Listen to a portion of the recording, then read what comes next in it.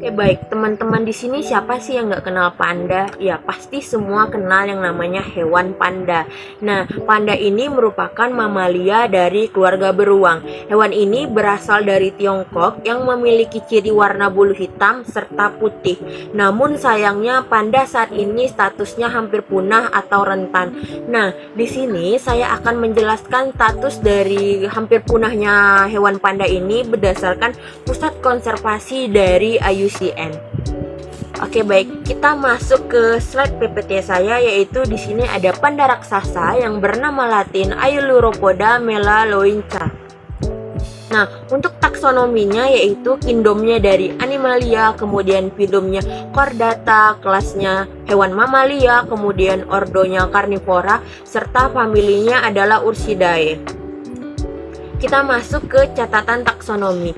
Jadi, populasi panda ini terdapat di Pegunungan Qingling yang memiliki klaster genetik yang khas dan sangat berbeda dari populasi di pegunungan lainnya. Jadi, bisa kita katakan bahwa Pegunungan Qingling ini bisa dibilang sangat cocok untuk populasi panda dibandingkan dengan pegunungan lainnya. Kita masuk ke informasi penilaian. Jadi kategori panda ini yaitu rentan. Kemudian tahun terbitnya 2016 dan tanggal penilaiannya yaitu 11 April 2016. Kita masuk ke informasi survei. Jadi survei nasional keempat pada tahun 2011 sampai 2014 menghasilkan perkiraan populasi panda seluas 1.864 panda raksasa. Namun itu tidak termasuk kepada anak panda dengan kisaran umur 1,5 tahun. Jadi jika populasinya terdiri dari 9,6% anak panda dan ditambah dengan populasi panda raksasa, jadi total keseluruhannya yaitu sekitar 2060. Maka hasil tersebut hanya memenuhi kriteria ukuran populasi kecil D1 yaitu rentan. Jadi, dari serangkaian bukti yang telah dilakukan, survei nasional menunjukkan bahwa penurunan populasi sebelumnya telah terbukti. Hal itu dibuktikan dari survei pada kedua tahun 1985 sampai 1988 yang dimana hasil survei ketiga ini mendapatkan populasi panda raksasa menjadi status terancam punah. Oke, sekedar info, jadi untuk survei itu telah dilakukan sebanyak 4 kali, namun untuk survei pertama tidak diketahui tahun berapa dilakukannya. Tapi untuk survei kedua, ketiga, dan keempat diketahui. Nah, kalau untuk survei kedua yaitu dilaksanakan pada tahun 1985 sampai 1988 yang dimana kategori panda itu populasinya meningkat. Dan untuk survei yang ketiga pada tahun 2000 sampai 2004 kategori panda terancam punah. Dan untuk pada survei keempat tahun 2011 sampai 2014 statusnya yaitu D1 atau rentan. Meskipun populasi panda saat ini meningkat, tetapi terdapat kendalanya yaitu perubahan iklim yang dimana akan mengakibatkan hilangnya lebih dari 35% habitat bambu dalam 80 tahun ke depan.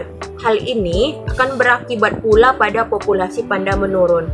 Seperti yang kita ketahui bahwa makanan pokok dari panda yaitu bambu. Jadi jika habitat bambu hilang maka populasi panda akan menurun. Nah, jadi apa solusinya? Solusi yang ditawarkan dari pemerintah Cina adalah untuk lebih melestarikan spesies ini harus efektif gitu.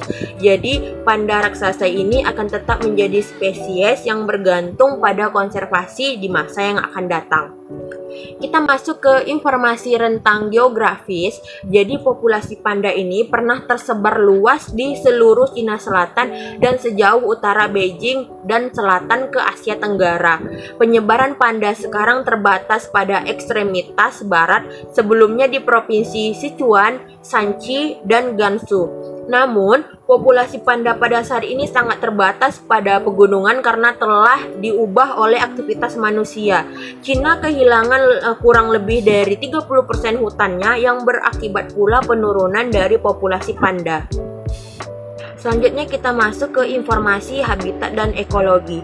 Sebagai ordo karnivora, maka makanan utamanya adalah bambu. Namun, bambu merupakan sumber makanan yang buruk karena rendah protein, kemudian tinggi lignin dan selulosa. Jadi untuk memenuhi seluruh kebutuhan energi hariannya, maka panda harus mengkonsumsi bambu dalam jumlah besar hingga 12,5 kg per hari untuk satu ekor panda saja. Nah, untuk habitat panda raksasa ini biasanya menghuni hutan pegunungan yang beriklim sedang dengan ketinggian 1.500 sampai 3.000 meter. Oke, sekarang kita masuk ke informasi ancaman.